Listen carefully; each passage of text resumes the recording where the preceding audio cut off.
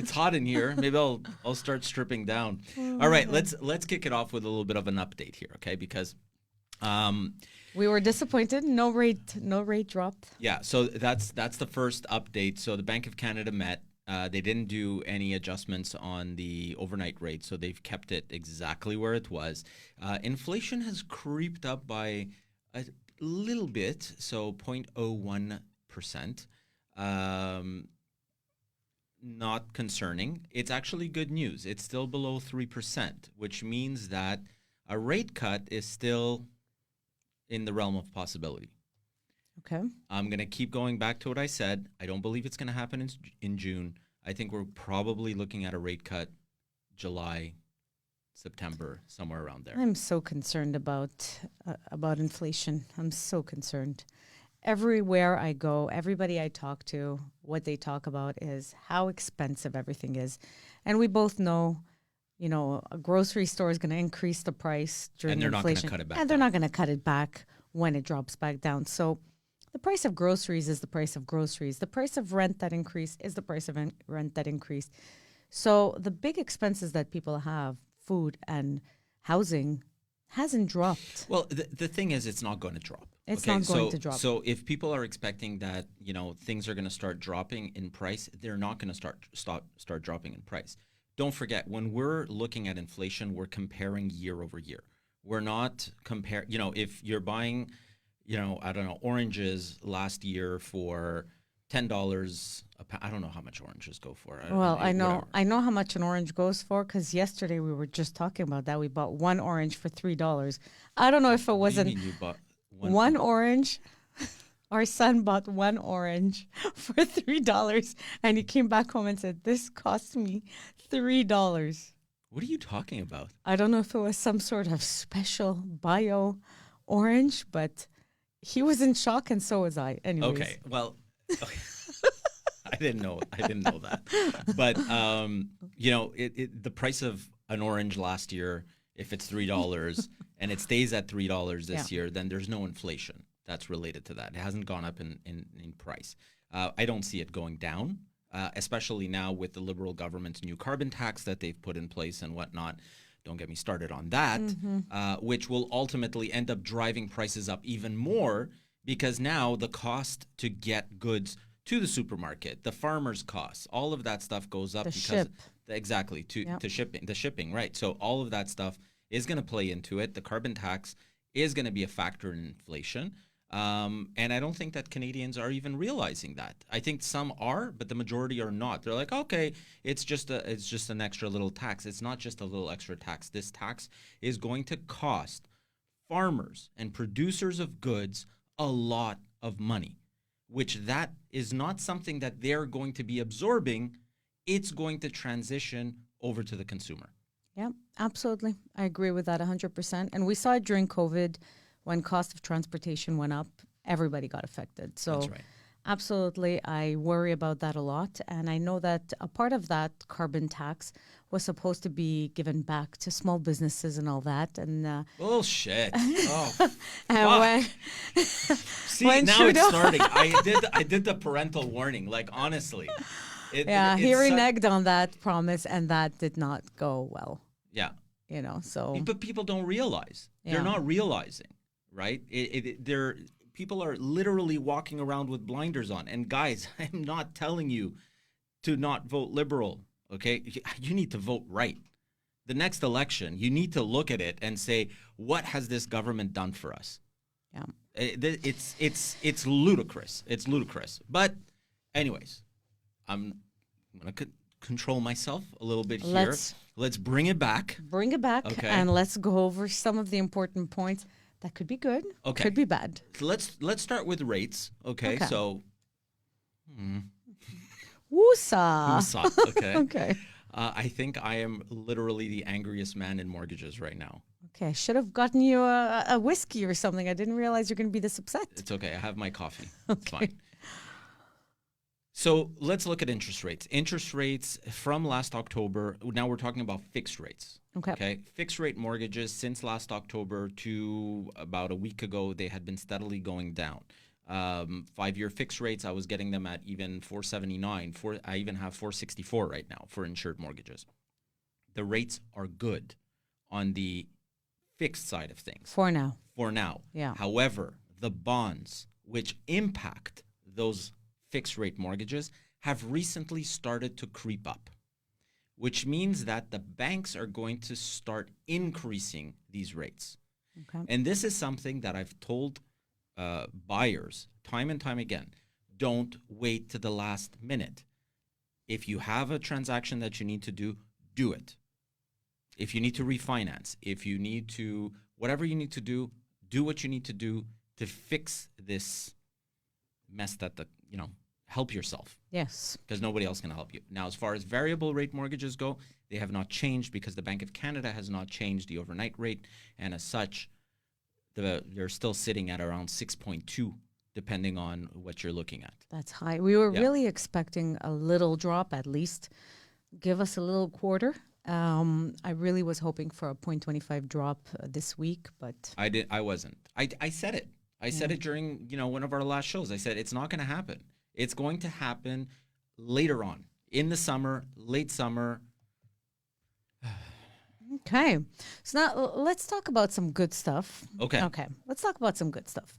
The RSP. Fantastic. Yeah. So now you can wrap or do a home buyer's plan on $60,000 of RSPs rather than $35,000. It's great, and it also allows you 5 years grace before you start paying back. So this is good, very good. My only concern is many new first-time home buyers don't have $60,000, but for those who do, it's a good tool to use, and at least they've increased it with respect to the values of the homes. It has to also make sense. So just to, for those of you that don't know how the home buyer's plan works, is very simple. When you're buying your first property, you're able to take up to $35,000 out of your RSP that you can use towards the down payment or truthfully anything that you want. Okay. I mean, it's just they allow you to take this money out of the RSP for the purpose of when you're buying your first home. The money has the little rules that are associated to it. The money has to be sitting inside of the RSP for at least 90 days.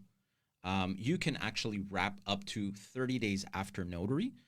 So that's a good thing. That hasn't changed. So you don't have to use the entire thing for down payment. You can use it for anything, basically. Anything. I mean, it's your chance to pull it out tax-free. That's right. Okay. And before you had up to 3 years to start the repayment process, and the repayment process was over a 15-year period. So if you took out the $35,000 starting year 3, you start to contribute back into the RSP. That proportion of whatever you took out goes towards the repayment of that home buyer's plan. Okay, so that's that. Now, when we're talking about the new program has now given a grace of 5 years to start the repayment. So you repay as of year 6. You get 5 years. They extended it by another 3 years. There you go. Okay, so you have that grace period now, which is great. Yeah. And you're able to take up to $60,000 out per person.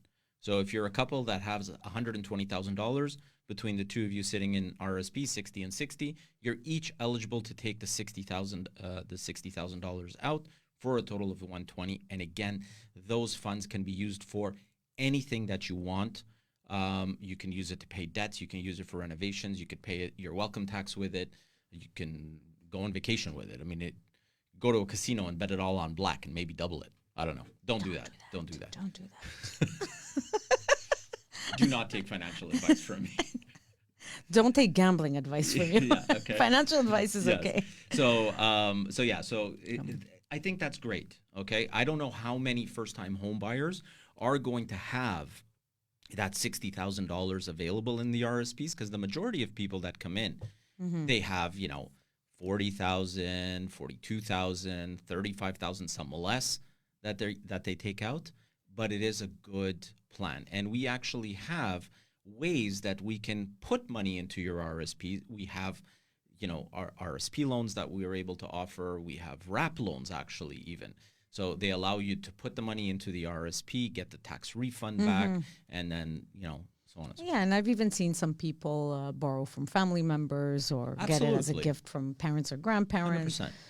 Pull it out of your line of credit and put it into RSPs, whatever works with your ratios. Obviously, all these calculations have to be done to make sure you qualify with any kind of added debt. Yeah. But there's all kinds of strategies, and I'll give a little clap Absolutely. to that. Absolutely. You're not going to hear me cursing about that. Okay.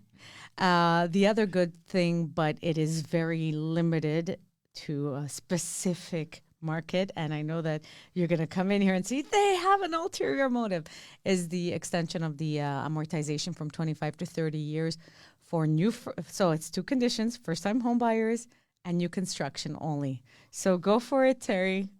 Tell me. It's a tax grab.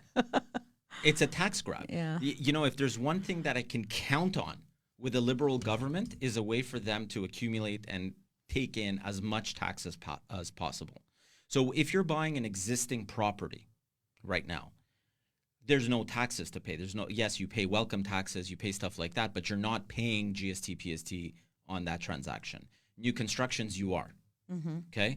So they're doing a lot. And we saw this, and I mentioned this back in the day with oh my God, what was that program? That stupid program that they put in. First-time home buyer incentive. Yes, the first-time home buyer incentive. If you were buying, which was a complete flop, and they canceled it. Exactly. Thank God. Like, honestly, I can honestly tell you, maybe I have 3 clients that opted for it, and then they regretted it just as quickly as they opted for it. And I had said it because if you were buying a property that was existing and you were putting your 5% down, the government would come in and put in another 5% down. They would become part owners of the house with you. Okay. So the government, Mr. Trudeau, okay. Mr. Trudeau co-owns my home. Co-owns the house with you. Okay. So, but he's not going to pay anything. Okay, but so he doesn't pay anything. He's not going to pay any of your bills. But he's got nice hair. He doesn't even have a nice hair anymore. God. Anyways, okay. So Mr. Trudeau owns part of your house with you, and when the time comes where you're going to sell it or you're going to have to refinance it or want to pay it back, what they're going to do is they would look at what the value of that house was, and they would say, okay, well, we're going to we have a 5% participation in your home. Exactly. So 5% of it belongs to us, plus any gain that has occurred. So if the gain has gone up 100%, then you would have to pay them back 10,000, or sorry, 10%. Let's say they gave you 5,000, you have to. I get it. You know what I'm saying? I get it. Okay. If I'm going to have a nervous breakdown, it'll be today. Okay. So we have a defibrillator in the office. People, don't worry. It's ready to go. I've got we need drugs, alcohol, and a medical team. Yeah. But to your point, you wanted to mention that first-time homebuyer incentive on new construction, it was 10% participation. Exactly. Why? Why? Because they wanted to drive people towards buying new constructions. Mm-hmm. Why new constructions? Because they collect taxes on it. And we're seeing the same fucking bullshit right now with this 30-year amortization. Sorry. Yeah. Like, I can't stress this enough. You're seeing the same crap occur again. So they're basically saying, if you're a first-time home buyer, you're buying an existing property, which is 95% of the people, that's what they're doing, okay? You can't benefit from this. You can only have a maximum amortization of 25 years if it's an insured mortgage. Conventional mortgages can still go up to 30, and they have always been able to go up to 30. But most first-time home buyers don't have 20%. Anyways. Exactly. Okay, so what they're basically telling you is, but if you buy a new construction, we'll grant you the ability to go up to 30 years. Yeah, it's smoke and mirrors. Yeah, enticing you to go to the new construction, which is lining the pockets of the builders, which I'm not going to get into anything with that. But basically, at the end of the day, the government is getting taxes. That's what it comes down to. They're getting taxes. So we have a few comments on Facebook that I wanted to get to. Now that you can breathe a little, breathe. So we have a comment from Sharzad. We serve them like not enough with huge taxes. We want your home. But that's really what it is. They want your home. And we have a message from Cristallo. Don't be jealous of Justin Trudeau's hair. I love my hair. I love it. I love my flowing locks here. And another couple of comments from the same people. That's really good. And it is still to be repaid in 15 years is the question. Yes. The RSP. Yes. And the last one, always in black. I don't know what that is. Always in black. I'm always dressed in black. I don't know. I just got it. I don't know. Maybe that's what it is. With respect to having more properties available for people, whether it's to rent or to buy, we saw also some plans there. There are some efforts, okay? Yeah. So they're going to basically use up federal space, such as you're talking about building homes. I'm talking about building properties, mostly rental properties, also homes, but mostly rental properties. They're going to use up spaces like Canada Post spaces that are not being used right now. National defense spaces. I can see your face. You're getting ready. That are not being used right now, etc. So all kinds of office spaces and all kinds of different land that's not currently being used, that's federally owned. They want to develop that into making more homes. I know. Okay. So hold on. So they're going to use federal land to build homes. Great. That's fantastic. But who's going to benefit from that?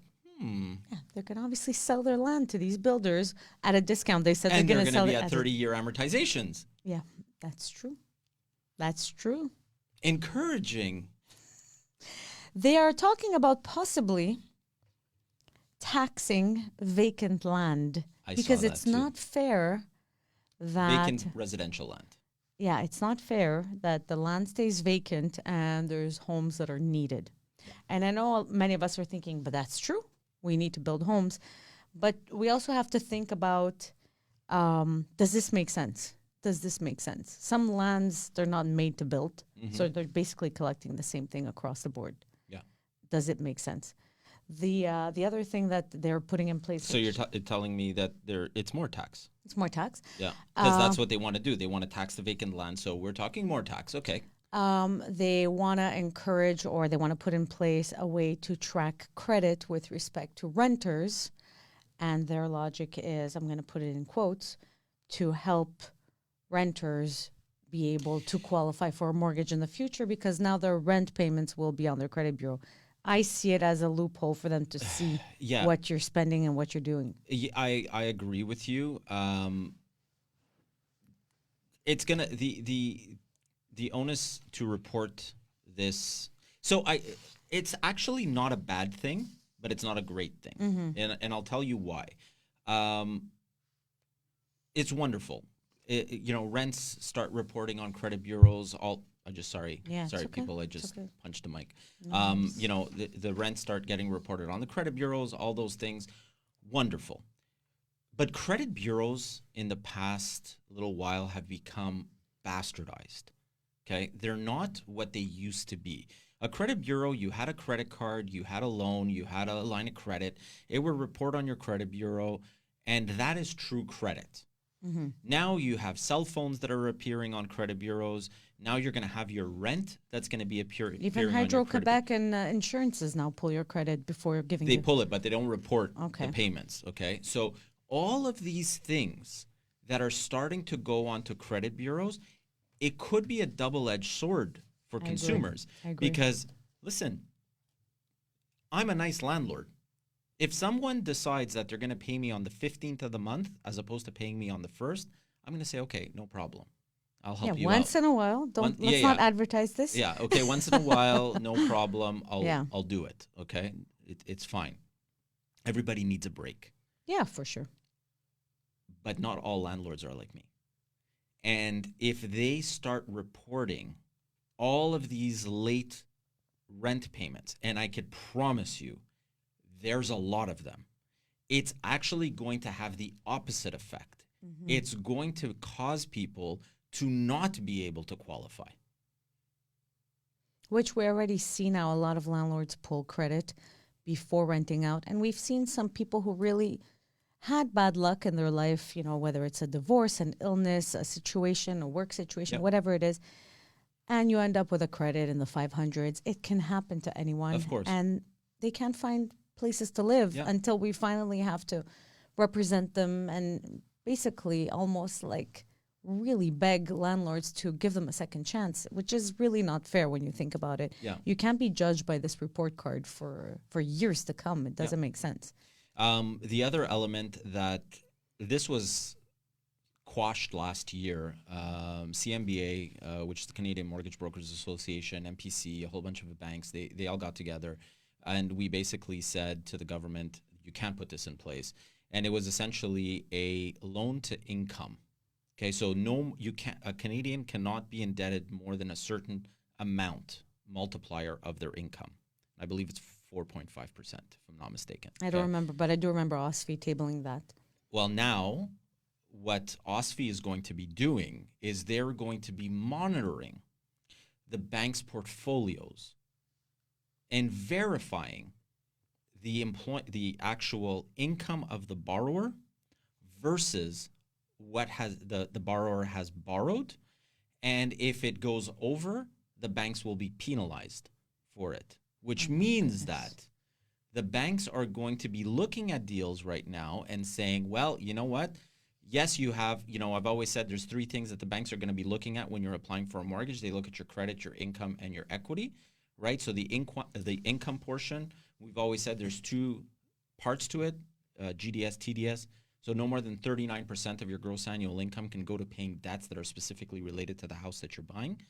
Now there's going to be that other element that the banks are going to be looking at because they need to fall in check with the OSFI guidelines that are going to be coming into play. Oh boy, it's becoming really difficult to become a homeowner. Yes, and the government is saying we're helping them, but they're not. Yeah. They're trying to protect the banking system. Again, I punched the mic. Anyways, they're trying to protect the banking system, but at the same time, they're causing a whole slew of issues for the average Canadian that wants to buy a house. You have teachers, you have nurses who can't qualify to buy a condo because they're earning $80,000 and their condo is a little bit more than what it's. So they need co-signers on it. That's what I don't understand. The stress test was originally put in place in 2016. It had started for certain types of mortgages. Let's say 2018 was put in place officially. And that was put in place to say, hey, just in case rates go up by another 2%, can you qualify for this? So that's why we always qualified it on plus 2%. Now we're in this situation where the rates are actually this high, where we anticipated they might get this high, yet we're still adding another 2% to our calculations. Yeah. How are people going to afford this? I don't have a problem with governments changing qualifying criteria.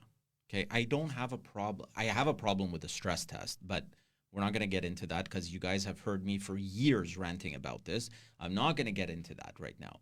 And I'm going to say that I don't have a problem with it for the time being. I do have a problem when government stacks rules on top of rules on top of rules on top of rules.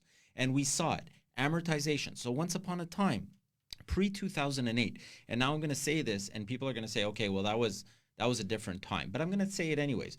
In 2007, 2008, even before that, you wanted to buy a house. If you're living in it, you can get it 100% financed. I remember. You were able to stretch the amortization out to 40 years.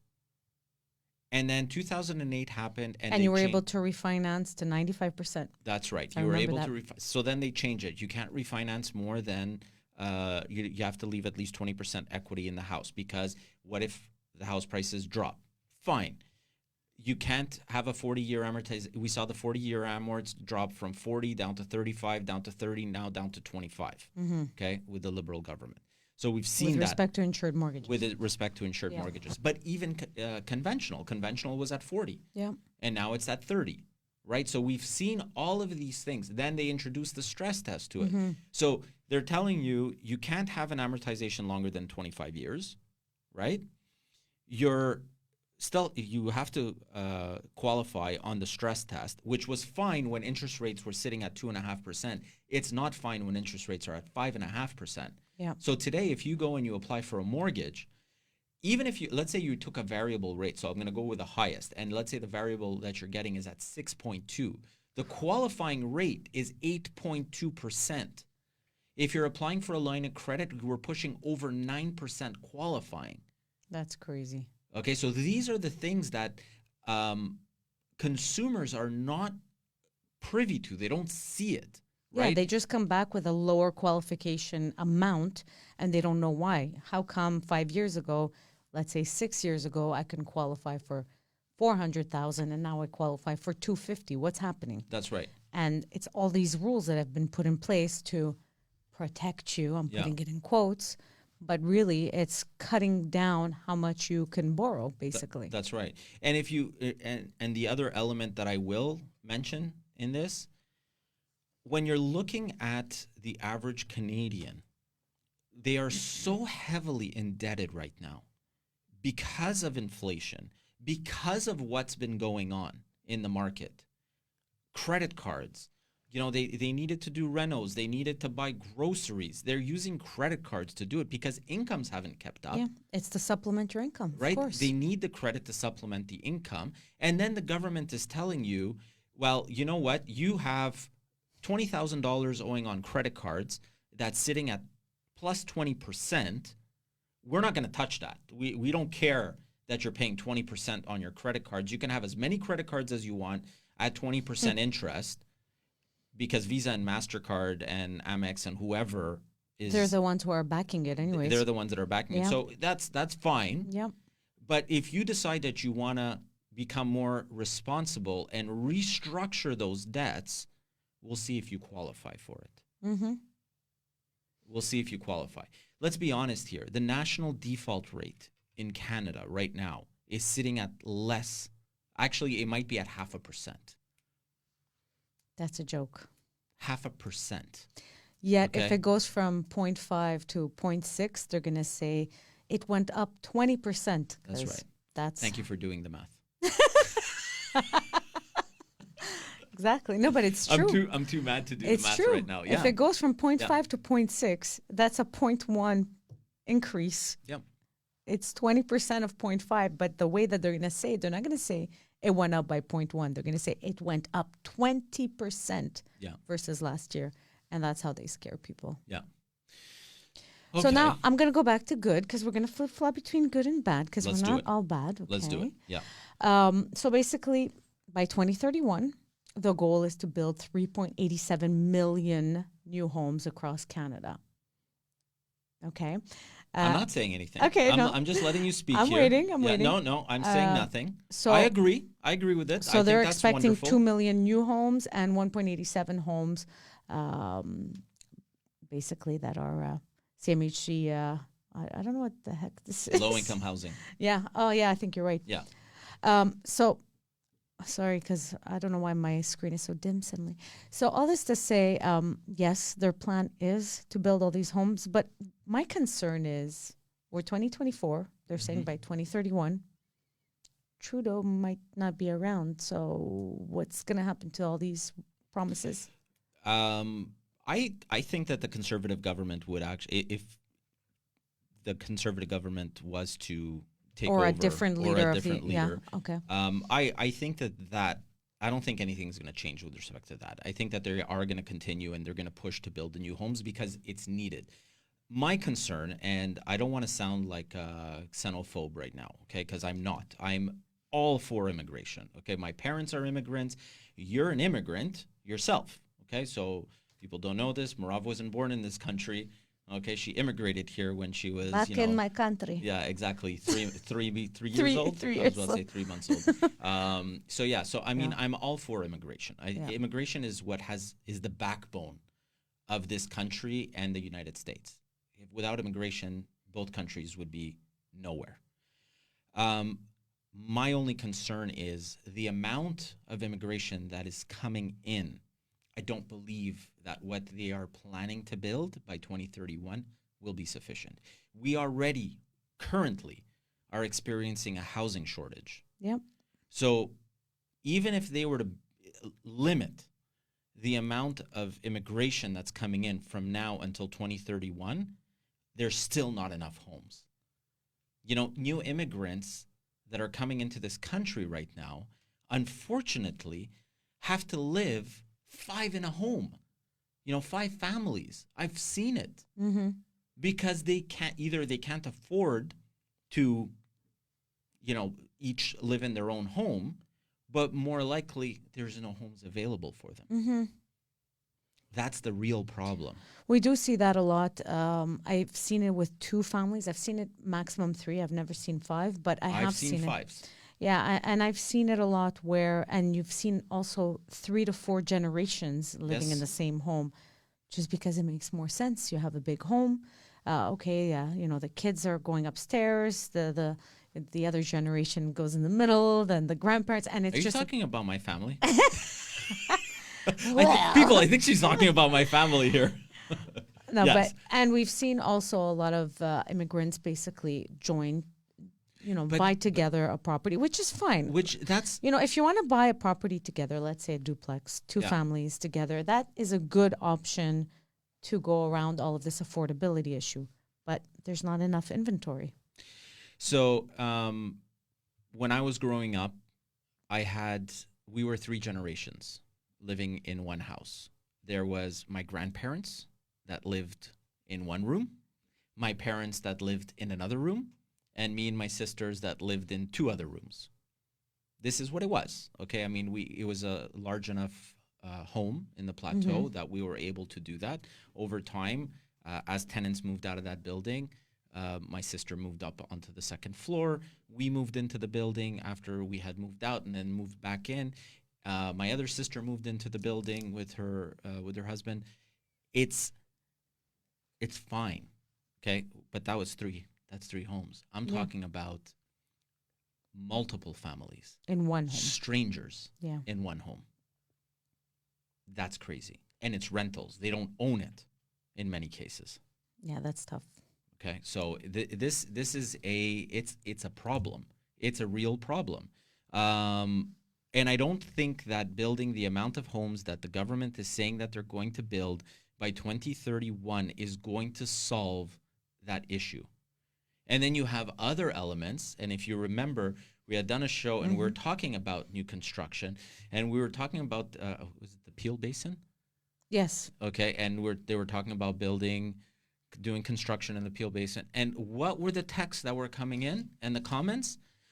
You're going to get rid of the green space, which I understand and I respect those opinions as well, because I'm all for that.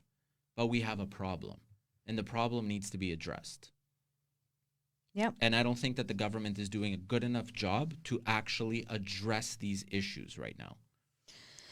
Well, they are trying to push certain people to sell, and this is with the new increase in capital gains. So I do want to bring that up. And I think that's what made you lose the most amount of sleep last night. So up until June 25th, we will continue to have 50% inclusion for capital gains and be taxed on 50% of the gains. So just to explain how capital gains are taxed today, before we get into this. Okay, I just want to explain, as of June 25th, this amount goes up to 2/3. 2/3 of your gains will be taxed. Now, the floor is yours, Terry. Okay. This might be a woosah moment before you start talking. Okay. I'm breathing. Yeah. So explain, first of all, how capital gains work. Thank you, because my mind is racing here. Okay. So right now, when you trigger a capital gain, you buy a property for, I'm going to keep the math very simple, just for. And not your personal home. Exactly. It's very important. Not That's exempt. That's exempt. Your personal home is exempt. Yeah. For now.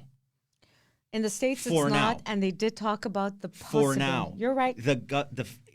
Again, I did a show about this. I talked about this, and I had texts coming in. The Liberal government will never tax our homes, blah, blah, blah, blah, blah. Fucking bullshit. They're all about tax. Yeah. That's all they want to do is they want to tax the shit out of you. They want to collect as much taxes possible.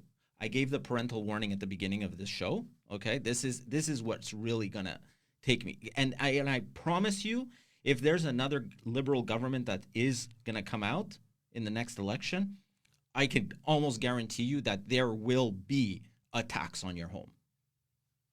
Okay, on your principal residence. So, okay, exempt from your personal home. Forget about personal home. Let's look at revenue properties. Let's look at secondary homes. We'll look at stocks, bonds, all that. Not bonds, but stocks. Businesses, everything. Stuff like that. Yeah.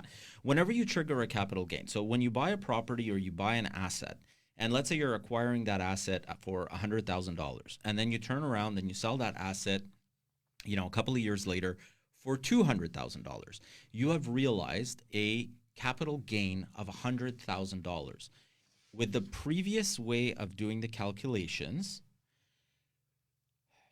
it was 50% of it that was taxable. At your marginal tax bracket. At your marginal tax bracket. So you made $100,000, 50% of that becomes taxable. So $50,000 is taxable at your marginal tax bracket. So let's assume your marginal tax bracket is 40%, 45%, to keep the math simple for my feeble little brain. Let's say 40. Let's say 40. So you would have to pay $20,000. $20,000 in taxes. You would have to pay Merav calculator. She's my human calculator. For those of you that don't know, Merav is a computer engineer. She's very smart, and she's not just beautiful. Oh, stop it. Exactly. Okay. So with the new rules, any capital gain over $250,000, which is everything that is related to real estate. Everything that is related to real estate right now will have a capital gain that is greater than $250,000. Let's be honest here. Almost everything. Yes. Okay. You are going to be that taxable amount is going to increase from 50% to 66.7%. And the bullshit that the government said, this is only going to impact 0.13% of the population.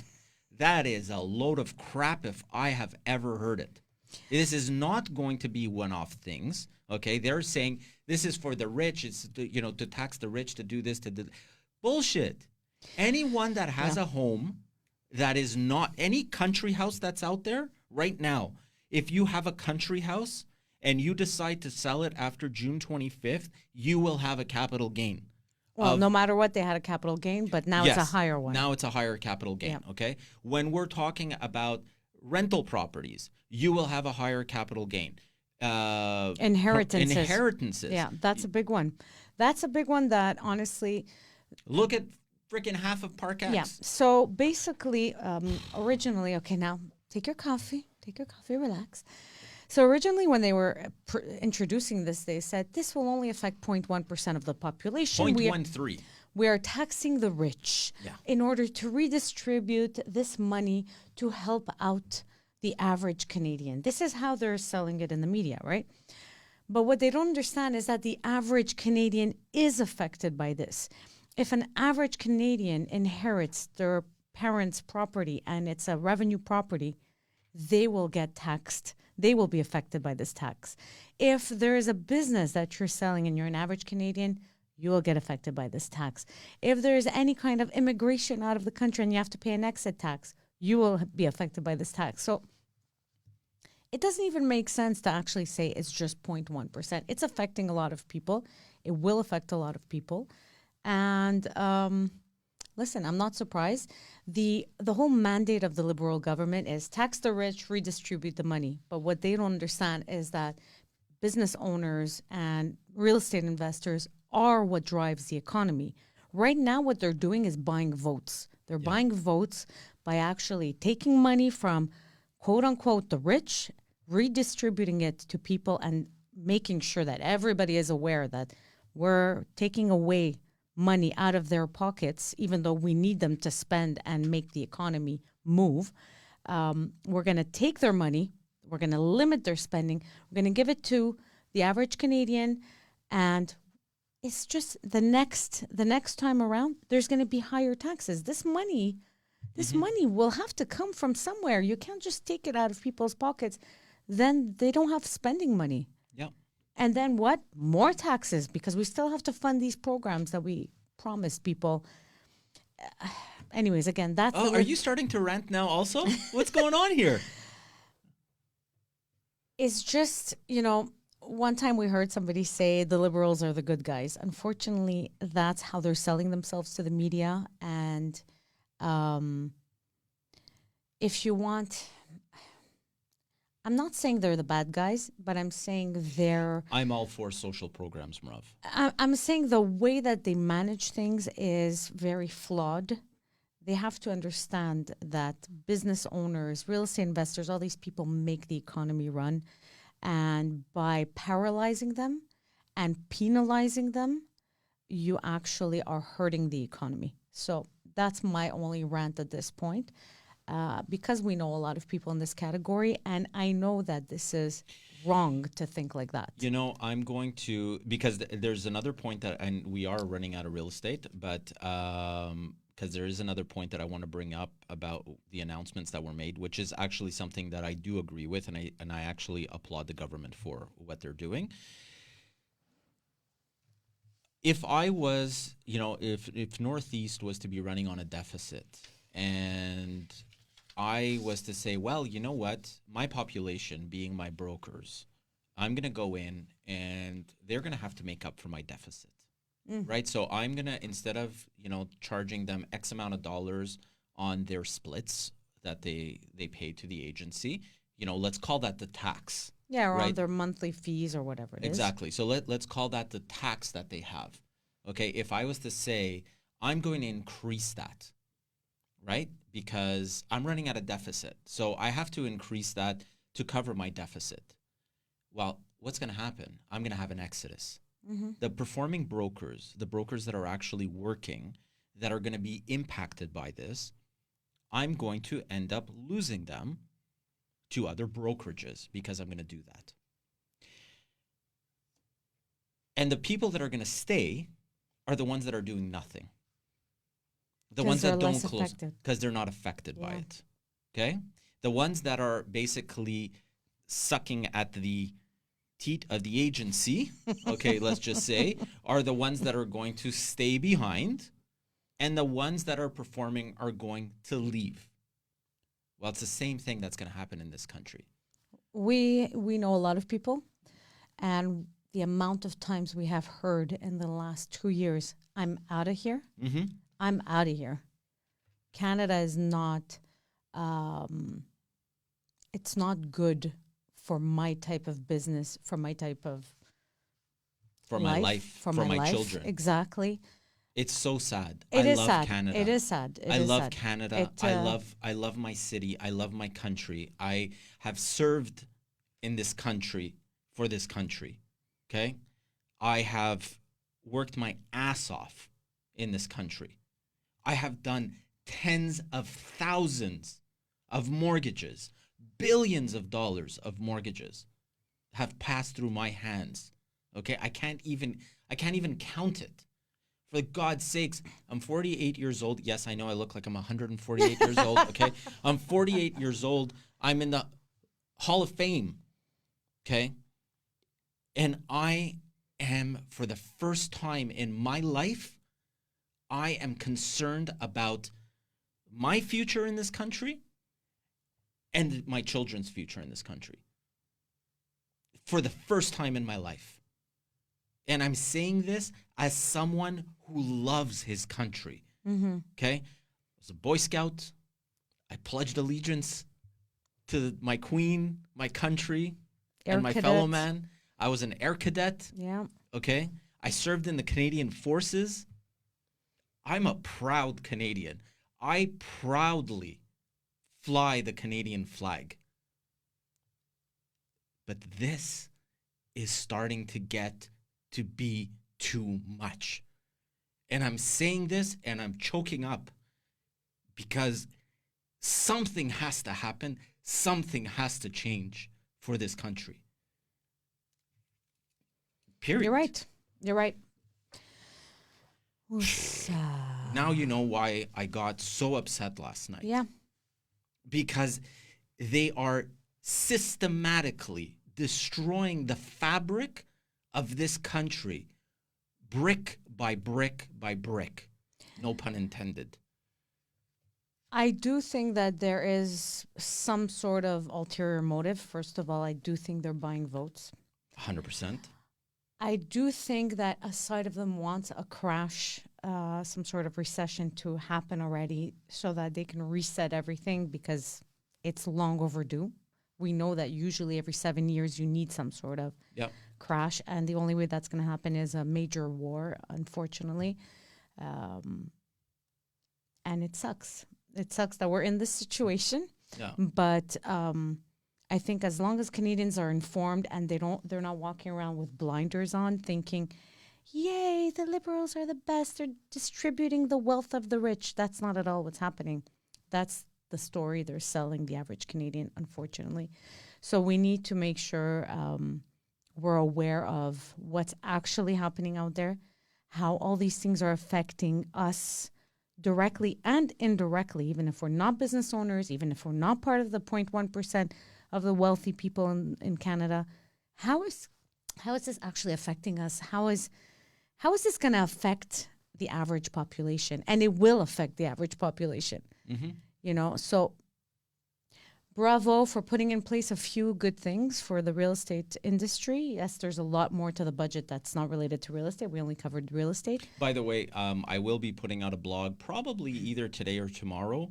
And I did talk about the budget this week, on this week's blog. I'm going to put out another one, and I'm going to put a link to the federal budget. It's 400 pages. Yeah, I was going to print it, but it's 400 pages. I love trees. It's going to be a PDF. Okay, so it'll be there. You guys can go in. You can actually view it. You can scan. You'll be able to scan through that PDF. But I am telling you, it's 400 pages. It's a huge document. Go through it. Okay. Yeah.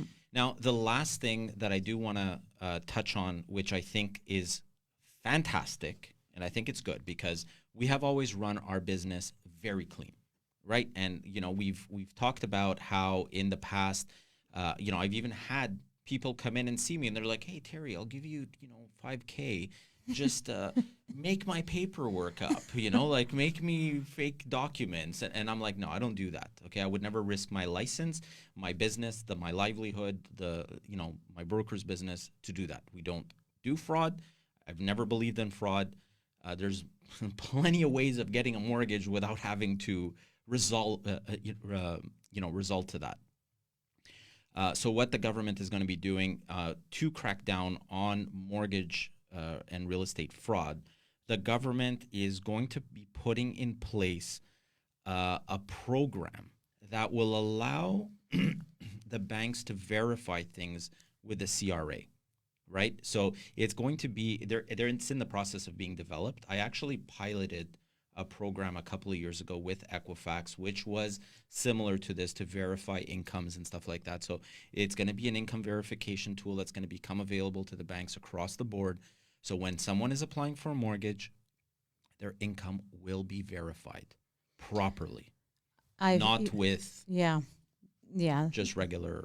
I've even seen some lenders put in place already a system where you give your banking information and they already confirm that your bank statements are accurate, et cetera. Absolutely. So there's going to be a lot less fraud possible, a lot more verification, maybe an easier process because of all of this. So there's no let's zoom in. For the legitimate transactions, absolutely. There's not going to be let's zoom into this logo to see if it's a real letter, et cetera. None of that, because we know at that point it's a legitimate employment confirmation. There's good and bad to that, obviously. The bad is for the fraudsters. The good is for the people who do clean business like us. Like you said, for us, it's actually something very beneficial to our clients to streamline the process. I think that it's fantastic. It's welcome. I take my hat off to them for putting that in place. More power to them. Okay? you want to do stuff like that, I will be right there supporting you. I will be, fist pumping, like I'm all for it. All the other stuff. So what's the key takeaways, Marav? The key takeaways from the budget or from this conversation? This conversation has been this is my therapy session. So look, the key takeaways, I think, for every Canadian is be informed. Don't just read newspapers. Every newspaper outlet is owned by someone. That is being funded by the government. There's someone out there who has ulterior motive. They want to share with you a specific message. They want you to react a specific way. Don't just buy in to whatever you're reading out there. That's number one. Number two, I think, take advantage of programs that are put in place. If they're put in place and you don't have the $60K, talk to your grandma. Talk to your mother. Talk to your broker. Talk to your broker. Talk to someone and say, you know what? I want to take advantage of this. I don't have $60K. Any ideas for me? And just basically plan for the future. These are great promises for 2032, but I don't know if tomorrow Trudeau will be around. I don't know if he's going to fulfill his promises. I don't know anything. So I still can't count on any of the future stuff. Exactly. Yeah. The things that are right now, we know the RSP stuff is going to be put in place. We know that there's a few other things that are put in place right now. The 30 years, etc. But anything that is, we plan on doing this in the future, that's great. And I hope they're going to fulfill their promises. But we've seen too many politicians not go through with their promises. So just basically, I'm not saying don't vote Liberal, and I'm not saying vote Conservative, and I'm not saying vote NDP, but just be very, very well informed. Yeah. It's important because at the end of the day, what's going to happen is the next federal election, I think that every vote is going to count, and it's going to come down to the crunch. So if you believe in your government and it's the Liberal government, go out and vote Liberal. If you believe in the conservative values and conservative government, go out and vote. It is what it is. Okay. I think that, I've always said I'm a proud card carrying conservative. Even though my values, for those of you that know me well, you know that my values are actually more liberal. I am all for social programs. I am all for the arts. I am all for, my sister's in the music business. I have to be supportive of the arts. Besides that, I love the arts. Don't get me wrong, okay? This is art. Yeah. Everything that we, by the way, they want to tax podcasts also, the CRTC, yeah, which I'm not going to get into that, but that's the... I know that. Okay. And there's going to be rules with respect to languages and all that. Don't even get me started. Anyways, okay. Don't go there. Yeah. I'm not going to go there because that's like another hour-long conversation. Okay. Yeah. But at the end of the day, I always voted Liberal. My entire life, I voted Liberal. And I don't remember if I voted for Trudeau at the beginning. Maybe I did, maybe I didn't. I really, for the life of me, I can't remember who I voted for. And I'm not, that's legitimately not a cop-out. I think the first time around we did vote Liberal. Yeah. Second time around we said, hell no. Exactly. Hell no. Yeah. So it's changed, and unfortunately, even the younger generations right now, they're starting to realize that this government is not actually looking out for their best interests. So anyways, for me, the most important thing and the thing that I want everyone to remember is moving forwards. If your plan is to buy a property, do not wait. There is changes coming into the mortgage qualifications with respect to the loan to incomes and stuff like that. There is modifications that are going to happen. If you need to buy, now is the time to buy. Do not wait. You could put a closing date for later on. You can make an offer on a place and close in 30 days, in 60 days, 90 days, 120 days. It doesn't matter. But if your intention is to buy, buy. Rates come down, you're going to get the lower rate. If you come to me, I set you up on a 464 for 5 years fixed, and it drops down to 4.5. You'll excuse me, you'll get the 4.5. Don't worry about that. Yeah. Okay? But if you're going to buy, buy. Because otherwise, if change occurs, you're going to have a problem. And if all of a sudden people start to wake up, like if people are waiting for that rate to drop, the minute that rate drop happens, the market is going to get flooded and there's not enough houses. So I will conclude with that. There is a fear right now that all these deadlines that have been put in place are going to cause a slew of buyers flooding the market. Yep. So again, we're going to be back to very competitive market. Well, especially now that you can put 60,000, et cetera. So, you know, again, it's always the right time to buy real estate. If you're thinking of buying real estate, just buy it. Don't wait, because all this money you're putting into rent, for me, it's a waste of money. You might as well just put it in. Unless there's another reason for it, then do it. If you don't want to, I don't know, you want to have a fixed payment per month, you don't want to worry, then kudos to you. Go for it. Continue renting. But if your plan is to buy, don't wait. Don't wait. Very well said. Anything else? Was there anyone else that had any comments, questions? No. There's some LOLs and all that, but I don't think that's Guys, I'm sorry for the rants. I'm sorry for going off on tangents. Today's show was very emotional for me. I'm not kidding when I say this. It was a hard night for me. I'm going to be brutally honest. It was a hard night for me. I didn't sleep. I'm not joking. And it's not because I have, hundreds of thousands of people are listening to this. Well, it's because you got hundreds of thousands of dollars of capital gains that you're going to have to pay. It has nothing to do with that. It's because I actually feel for the average Canadian. I feel for people like my mother, who bought their building for $23,000 and paid it off. And then now it's worth, $2 million. And if she sells it, she has to pay now more in capital gains in a property that she's lived in her whole life. And there's 2 rents that are coming in.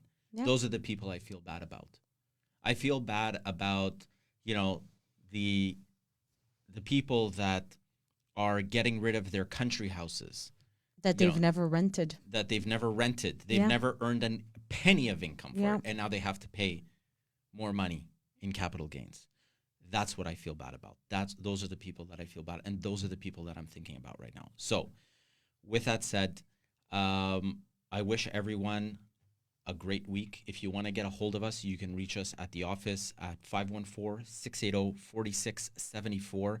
As well, you can visit us online at www. Did I say too many W's there? Nordest.ca. Jump on there. You can read our blogs. You can read the blog that I'm going to put out today or tomorrow, which is going to be about the budget again, and I'm going to have the link to the budget. So you can go on there. You can get your copy of it. If you can't sleep at night, it's riveting stuff. You could just put that. Maybe that's what I should have read last night. Oh, yeah. And that's it. Okay, so till next week, everyone. Have a blessed week. Love you all. Thank you. Bye, everyone. Have a good week.